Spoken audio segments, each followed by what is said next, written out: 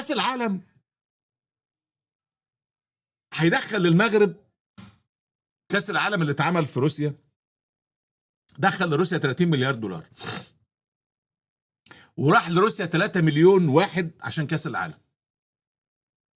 طبعا كاس العالم لما يتعمل في المغرب والبرتغال واسبانيا العدد هيبقى اكتر من كده بكتير، لان طبعا في مسافه بين السفر لروسيا وكمان المحاذير الامنيه للدخول روسيا خلاص. لكن دلوقتي انت في دول اوروبيه، دولتين اوروبيتين ودوله عربيه، فمتوسط اللي هيوصل من السياح هيعدي ال5 مليون. المغرب هتاخد منهم التلت، يعني 1.5 مليون. 1.5 مليون سايح في فتره شهر، كل واحد بيصرف في اليوم مبلغ وقدره ما بين اقامه واكل وشرب وفسح، يعني فلوس داخله للاقتصاد المغربي.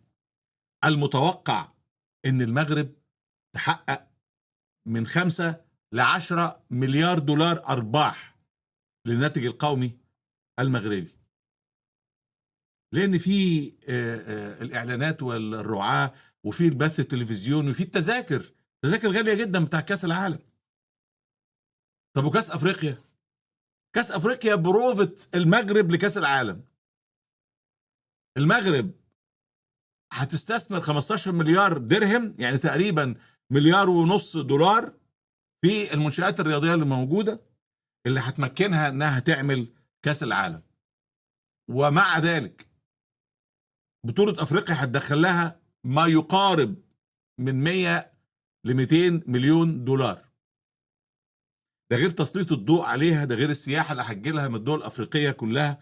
كل دول افريقيا هتروح المغرب.